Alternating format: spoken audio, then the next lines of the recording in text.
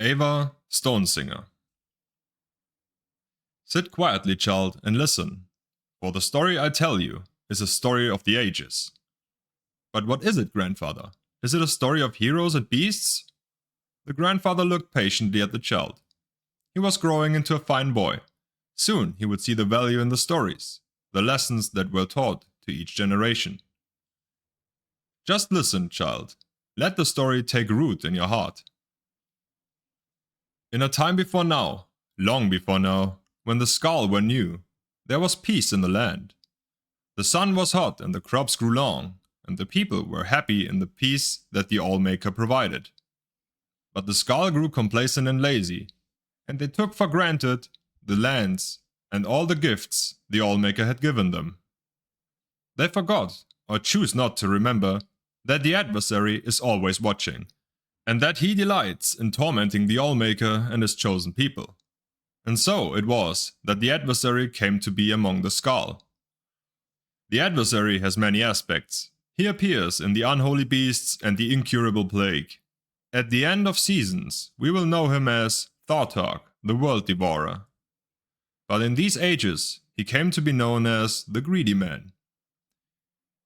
The Greedy Man, that is what we call him, for to speak his name would certainly bring ruin on the people, lived among the Skull for many months. Perhaps he was once just a man, but when the adversary entered into him, he became the Greedy Man, and that is how he is remembered. It came to be one day that the power of the Skull left them. The strength left the arms of the warriors, and the shaman could no longer summon the beast to their side. The elders thought that surely the Allmaker was displeased, and some suggested that the Allmaker had left them forever. It was then that the Greedy Man appeared to them and spoke. "You of the Skull have grown fat and lazy.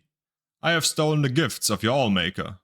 I have stolen the oceans, so you will forever know thirst.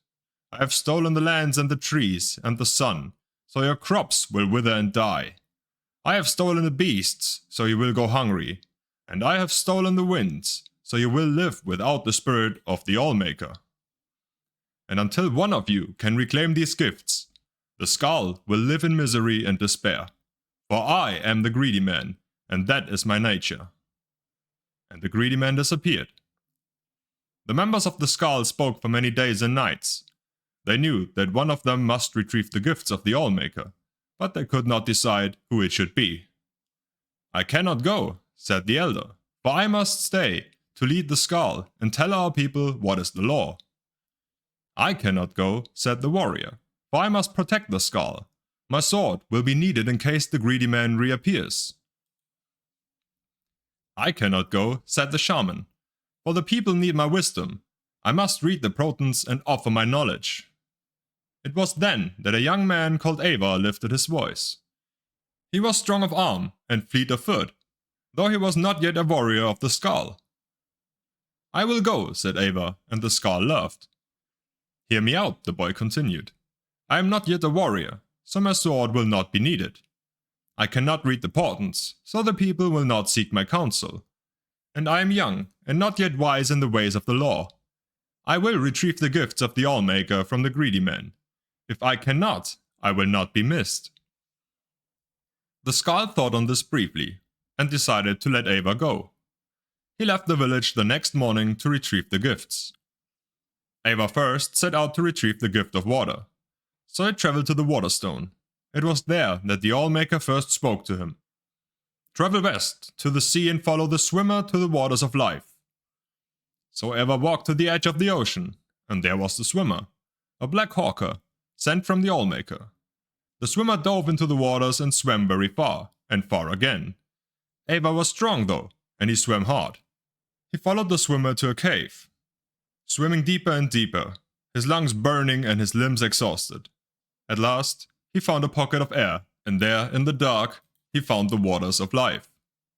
Gathering his strength, he took the waters and swam back to the shore. Upon returning to the Waterstone, the Allmaker spoke. "You have returned the gift of water to the Skull.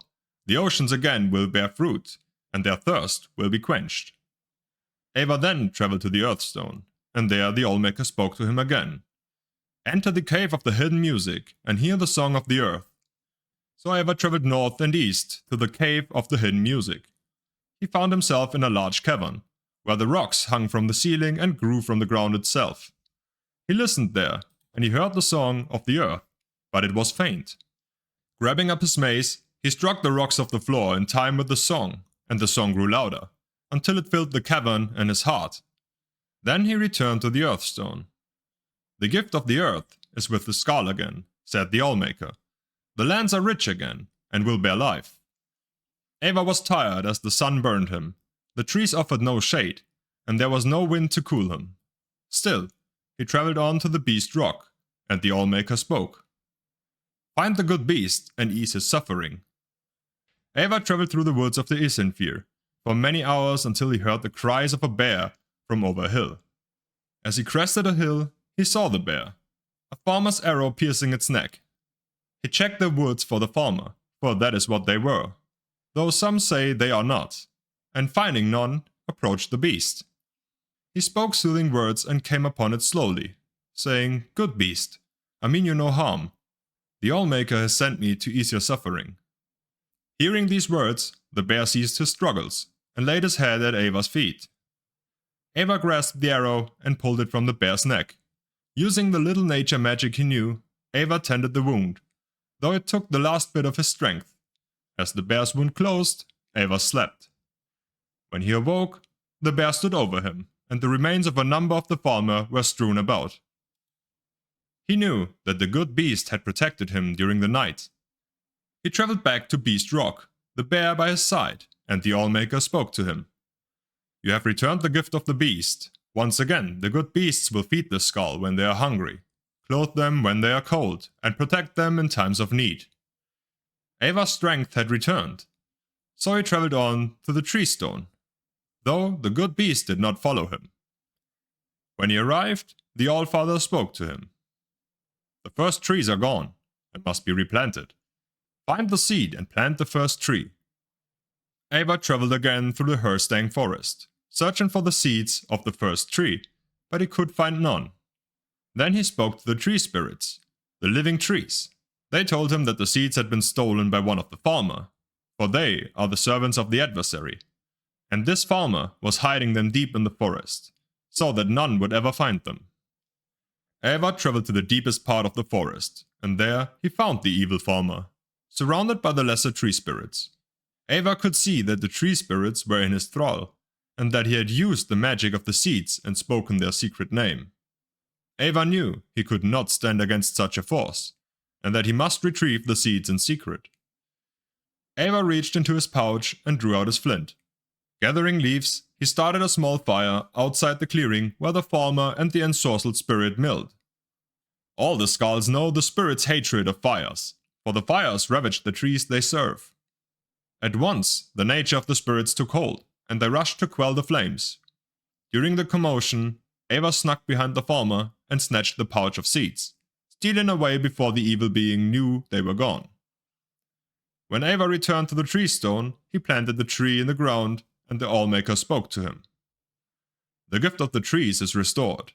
Once again, the trees and plants will bloom and grow, and provide nourishment and shade."